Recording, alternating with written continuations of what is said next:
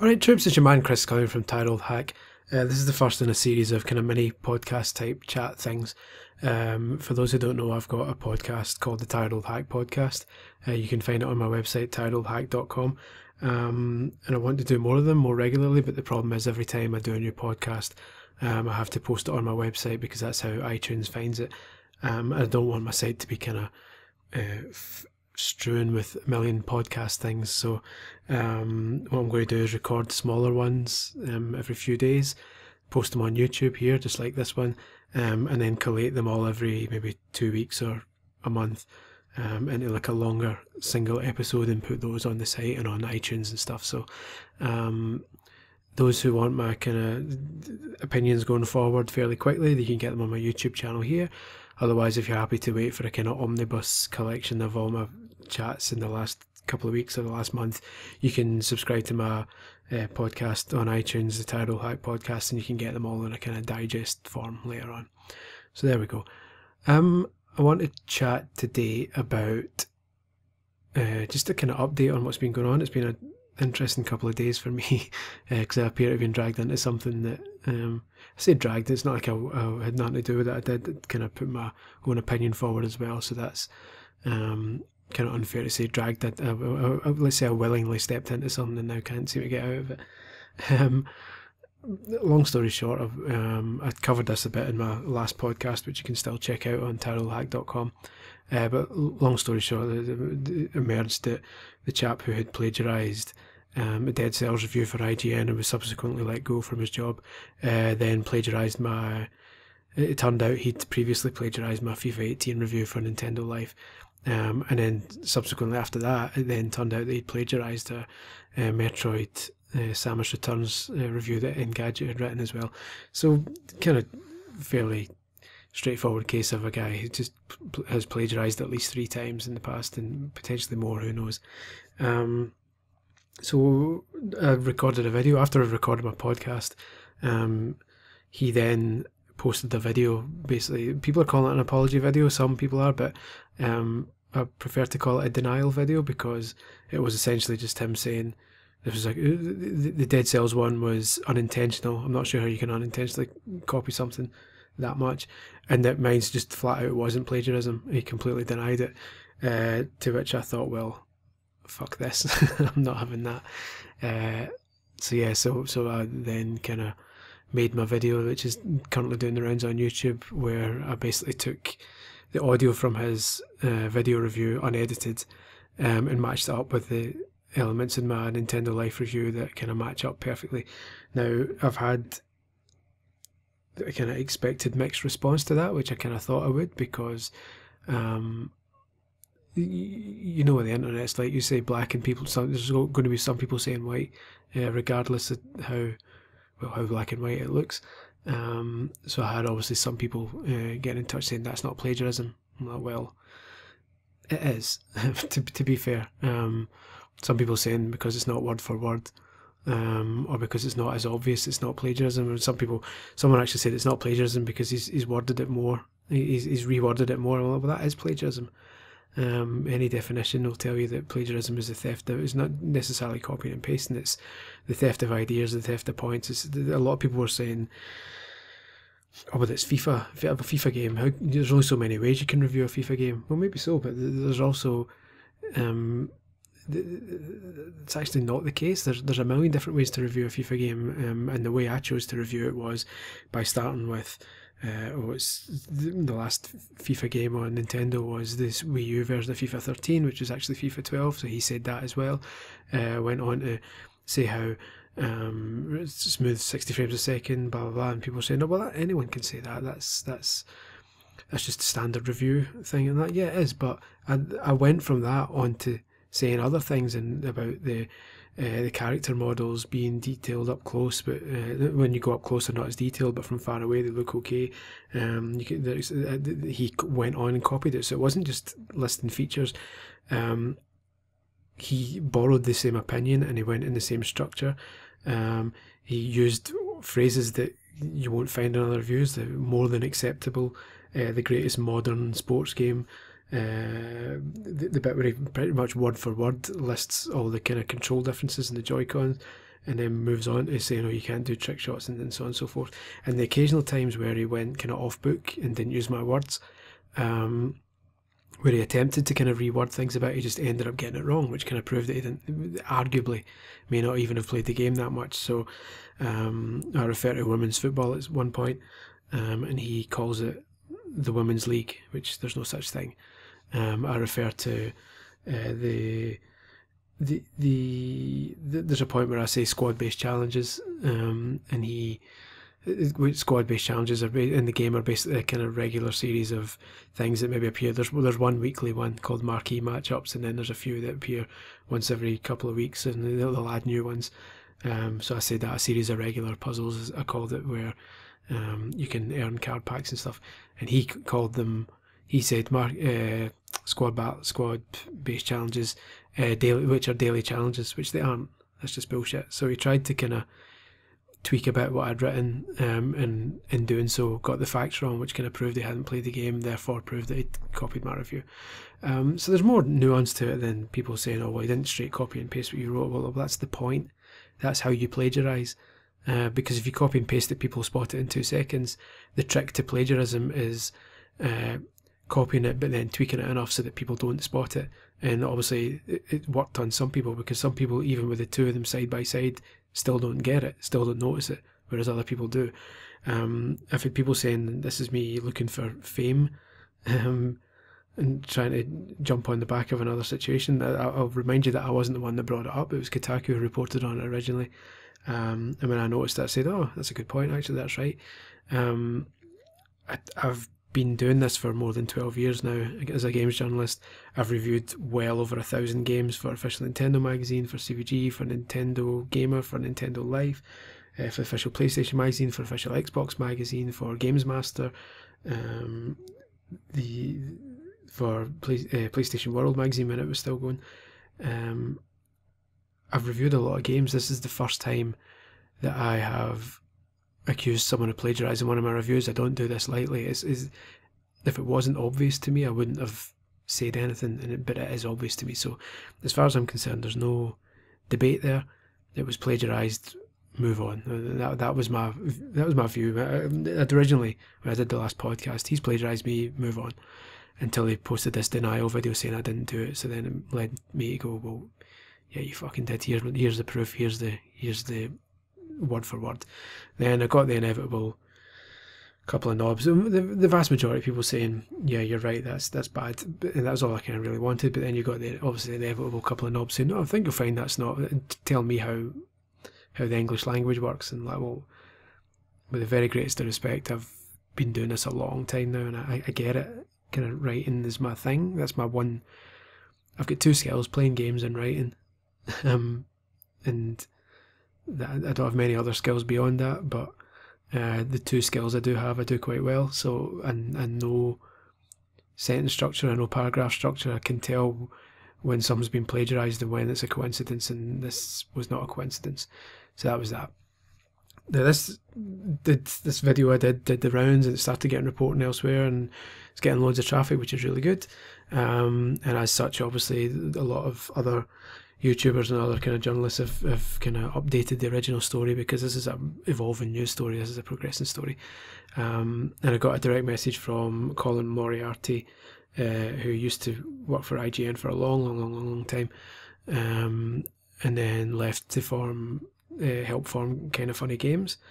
And then he eventually left there because there was, without going into too much detail, there was the kind of controversy, and they decided to part ways, and he moved on and did his own thing. So he's now got his own YouTube channel, his own Patreon. He's got Colin's Last Stand and all that kind of stuff. So that's fine. So he got in touch because he was reporting on it for his Colin's Last Stand series, one of his side quest videos, on his YouTube channel, and basically reached out and paraphrasing, because I don't want to read his DM out because it's a private conversation. It's up to him if he decides to share it. But the general paraphrasing was, would you like to comment on the story for my video? Just giving you a chance to talk about it, basically.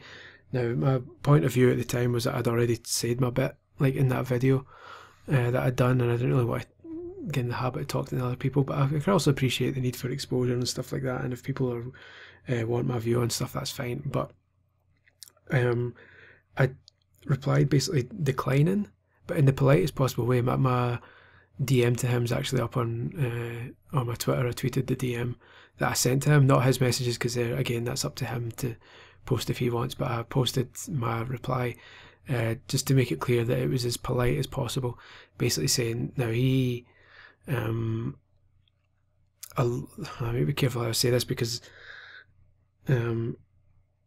not because of him, but because there are some people who will be looking for a way to take this the wrong way. So I need to be extremely careful with what I say now, because it's going to be potentially misquoted and taken out of context and stuff. Now, when he left Kind of Funny to set up his own thing, it came in the wake of allegations of, I think there was a kind of sexist joke that was posted, I think, at the time. I remember the details to an extent, but not to a great extent, because I kind of moved on from it after it happened. I saw the story and went, no, and then kind of moved on. That was it. At the time, he then set up his own Patreon, which is fine, which a lot of people do. And a proportion, not all, because he had a lot of obviously followers from IGN and from Kind of Funny, but a proportion of the people who joined his Patreon, because I saw the comments on Twitter and stuff from people saying, "Oh, I'll support you, I'll do this and I'll do that." So it's the fact that some people were of this persuasion and are of this mindedness. This isn't me guessing or theorising. There were tweets at the time and comments from people saying, "I will support you," and you look through their tweets and you could tell what kind of viewpoints they had. So a proportion of the people who followed Colin at the time were of an extreme kind of right-wing persuasion and were involved in various other groups, without naming any names, but I think you know which one I'm talking about, to do with harassing women and such, who would obviously be attracted to the idea of supporting someone who'd been who'd left his previous gig due to accusations of sexist jokes. So obviously a proportion of his following from that point were people of that nature, who were supporting him, maybe not necessarily for his work, but for the principle of the thing, essentially. So that's one thing. So one of the reasons I declined, and I've been getting a lot of shit. This isn't the only really reason I'm recording this, is because I've already started getting a lot of shit. But what happened is I declined politely and said blah blah blah blah, which I'll get to. He replied just as politely, saying, "No worries, I'll say in the video that you declined to chat," and I didn't object. I said, "Yep, fine, no worries. Have a good one," and it ended cordially and with courtesy, and we both kind of said, "Yep, no worries, that's fine," respectful. Civil. Then his video went up earlier today, and I've got no issues with it. He mentioned my video. He put a link up to it, and he said, I can't remember the exact words, but something like, I declined to comment because of a difference in political opinion, but he said, "But I do still urge you to watch his video," which I was fine with. I've got no issue with that, because it's true. It was for political reasons I decided not to do it. Now, the response to that has been mixed. Half the people have said, and obviously the vast majority has come from his fans, because they've watched this video and they're responding to that, many of them directly to me. It's been mixed. Some of the response has been, "I don't agree with you, but I respect the way you handled it. You didn't just say, 'fuck off, you Nazi,' or anything like that," because I don't believe that's the case. But you know what it's like. Some people are extreme on both sides. And it wouldn't do anyone any good for me to have replied and said, "No, fuck you, I don't want to have anything to do with you," because that's not... I don't know the guy. I've got no personal beef with him. This is literally the first time I've ever spoken to him, was a couple of days ago, him reaching out to me. So I appreciated him reaching out. So I'm not that sort of person. So So some of his followers, the response was, I disagree with your reason for it, but I appreciate that you did it in a respectful way and it was civil, and for once people on the internet are having a nice chat with opposing viewpoints. On the other hand, I've been getting some fairly aggressive direct messages and just general tweets basically saying, one guy said, I've got it here, that I should not be in journalism because I've lost my credibility outright, because I don't want to speak to him about it. So I've thought I need to record this just to kind of explain it in more detail, because the impression that's been given is that I don't want to speak to him because I'm left wing and he's right wing. Let me just mute my speakers. So that's not, it's not as black and white as that. It's not that his platform is more right leaning and I'm left leaning. That's not the main reason. It was one of the reasons I gave in the DM, which was the bit that people have picked up on, but that was setting the groundwork to what I was actually meaning, which is that a proportion of his followers, not all of them, and that's the important thing, because that's remember me saying that, because that's the bit that ultimately in the backlash to this video is going to get ignored, that I am saying not all of them, but some of them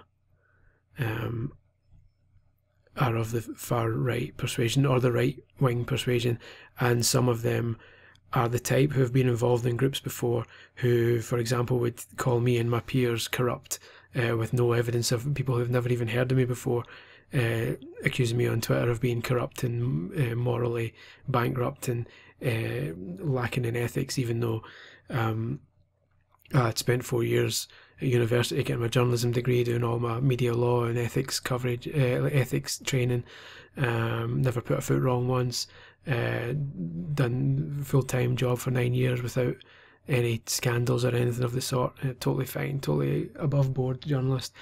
Still getting people calling me scumbag, and because that's the kind of that was the dialogue, that was the message being given by some groups. So some of his followers are of that persuasion, not all of them. Again, I should stress, but some of them. Now, it's not Colin that I have an issue with. Like I said, we had a kind of civil and courteous discussion about it. He asked me, I politely declined. He said, fine, no worries. That was it. That was the end of it. My concern about doing the chat was that I don't want to be in a situation where I get more exposure to an audience that I don't want to give the impression that I'm on their side.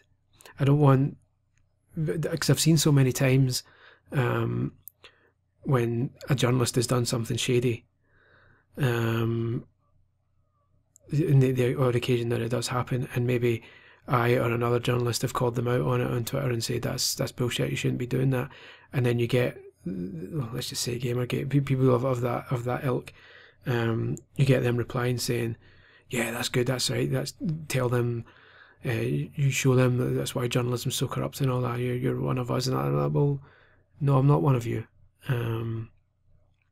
That happened a long time ago, when the last time I was involved in one of these carry-ons was a long time ago. Polygon did a review of, well, a so-called preview of Rock Band 4, and the preview was just essentially about how the writer in question didn't like press events and would rather just stand talking about, I think it was Filipino politics, and rather than play the game. And I got really pissed off and wrote a thing on my site basically saying, look, if you don't want to be there, fuck off, because there's millions of people who would die to do your job.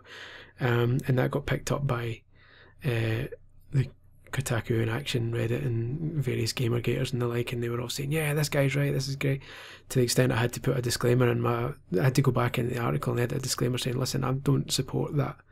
I don't want people thinking I'm on that side, because these are the people who, whether you take the stance that they harass women, or whether you take the stance that they don't believe games journalism has any credibility, either of those stances is a stance that I don't agree with, either on a moral level or on a personal level, because of people either harassing women, which I believe is wrong, or people calling my reputation into question, often without even knowing who I am, purely because of my job. So long story short, a proportion of Colin's followers are of that ilk, and I don't want those again, I need to be careful with my words here. I don't want to give the impression that I'm on their side, that by criticising this plagiarism case, the guy who plagiarised the article, that I'm in some way helping the, not agenda's not the word, but helping contribute to the message that games journalism is corrupt, or that plagiarism is rife. I see a lot of this doing the rounds, even when I did my video saying, see, proof that games journalism, proof that IGN are, as Colin said in his own video, like, he feels for the people, and so do I, the other people who work at IGN, because they're all getting tarred with the same brush that this guy did. And I've seen that a lot of times from a lot of people over the years, that when one person does something wrong, the entire industry gets dragged into it. So overall, my site is a small site, tireoldhack.com. If you've never heard of it, go and check it out. It is a cheery site. It's a friendly site. It very rarely gets political, but on Twitter, I personally do sometimes. I'm very left-leaning, so I'll say a lot of stuff. I'll talk about misogyny, I'll talk about that sort of thing occasionally. And my site's a fairly small one just now, but that's the way I like it. I did this full-time for 9 years before moving back to Scotland. I'm Scottish, in case anyone new is still trying to cope with my accent and can't kind of understand what I'm saying. It's because I'm from Scotland. Hello. I saw a lot of people actually replying to this thing with Colin, basically saying, what's this country come to, that people of opposing viewpoints can't speak to each other? Well, I don't know what this country's come to, but I'm from Scotland, mate, so I'm not fussed. I don't know what country you're talking about. But yeah, the point is that I did this full time for 9 years. The pay wasn't great, but I loved every minute of it. I've moved back to Scotland now. I've got a proper normal 9-to-5 job, which is nothing to do with video games. It pays the bills. It's decent money, decent enough. I'm not rich, but it does the job. It pays the bills, keeps me happy, and it lets me write my site and lets me write about whatever I want. And it lets me. People want to call it an echo chamber. I think that's a gross exaggeration, and it's said in a disparaging way. But it lets me. The majority of my readers on a daily basis are my followers on Twitter. And as a result, they by and large are more likely to be people who agree with me in a variety of ways on a variety of topics, and that's fine. That's the way I like it. I'm not necessarily saying my writing isn't welcome to all. It absolutely 100% is, but I like just writing stuff for people who like my writing, in the same way that a lot of like-minded people like Colin stuff, which is totally fine. And I'm sure you'd be the first to say he doesn't lose sleep over a lot of left-leaning people not checking out Colin's work, because he does. I'm sure he does well enough as it is, and he's perfectly happy with his following, and I'm perfectly happy with my following.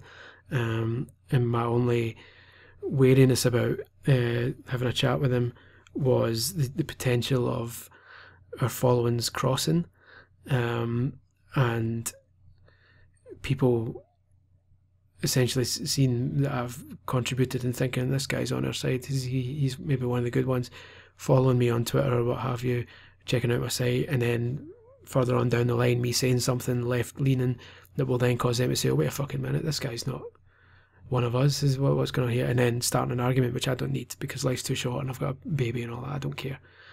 I don't care that much anymore. I used to have Twitter fights with everyone up and down the street, but I don't care that much anymore. I just block people generally.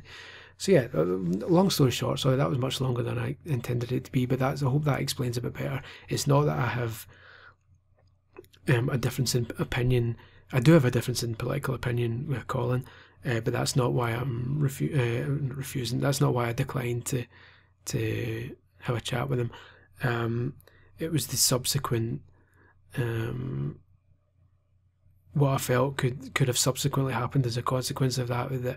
While I always appreciate any chance for exposure, my concern was that exposure would be to an audience that by and large wouldn't approve of some of the other stuff I would have to say on social media or on my website, and that it would lead to problems down the line, that that exposure would lead to people joining, following me on Twitter and checking out my website, and then down the line when I talk about misogyny or something, because they're following me and they see my messages getting starting arguments and all that kind of stuff, which I don't have time for. So yeah, I hope that clarifies it a bit more. I hope people who hear this will respond with a bit more respect than I've been seeing. I get how there may have been a misunderstanding, because it seems that the one thing that has been taken out of the DM I sent to Colin was that I said he was right leaning and I was left leaning, and that seems to be the one thing people have been focusing on, and the message they've been taking from that is that I won't talk to him about it because we have different political views. But like I say, it's the subsequent mixing of followings that was concerning me more than actual, oh well, you're right wing and I'm left wing, so we can't have a discussion about this. That was never the case. So I hope that explains it a bit better. And yeah, there we go. So thanks for listening to that. Like I say, this will be added to like a bigger podcast in the future. So if you, regardless of which side you're on, whether you regularly know me and have listened to this because you saw me tweeting it, or whether you're a follower of Colin's stuff, and you've come here and to hear my explanation for this, and you're one of his followers who isn't the sort of person that I was talking about earlier, and you're more kind of open-minded to different viewpoints and stuff, please do check out my site, tarothack.com. Everyone's welcome to read it. I'm not elitist in that way. I'm not trying to fill a niche or anything. I'm more than happy for people to check out my site. Just not as keen on people who in the past have came up with blanket kind of widespread criticism of the games journalism industry and accusations of corruption and ethical bankruptcy without ever having known me or read any of my work. I'm not really so keen to get into engage with those people. So yeah, thanks for listening. Please do like and subscribe and do all the YouTube stuff you're supposed to do. You know the score. Everyone knows how it works now. And yeah, please do check out tarothack.com if you want. Otherwise, I'll catch you on the flip flop with another video later. Cheers guys, bye bye.